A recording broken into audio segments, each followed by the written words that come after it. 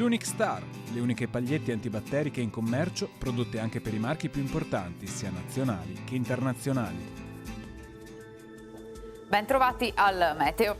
Colpo di coda dell'estate che a quanto pare non vuole finire nonostante l'autunno sia ufficialmente iniziato.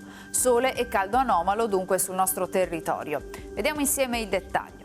Sul Veneto la grafica di martedì 26 settembre evidenzia un ampio soleggiamento, cielo sereno o velato, precipitazioni assenti. Temperature di poco sopra la media stagionale, minime sui 13-19 gradi, massime tra 25 e 28 gradi. Spostiamoci ora sul Friuli Venezia Giulia, anche in questo caso tanto sole, cielo in genere sereno, tuttavia al mattino nel Tarvisiano saranno possibili delle nebbie che in giornata comunque si dissolveranno.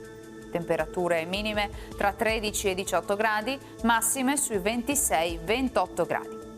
Infine diamo uno sguardo alla situazione del Trentino Alto Adige, dove si prevede anche in questo caso tempo molto soleggiato con temperature miti. Le minime infatti saranno comprese tra 14 e 17 gradi, le massime saranno invece sui 28-31 all'incirca. Dal Meteo di Antena 3 per ora è tutto, grazie per l'attenzione, arrivederci.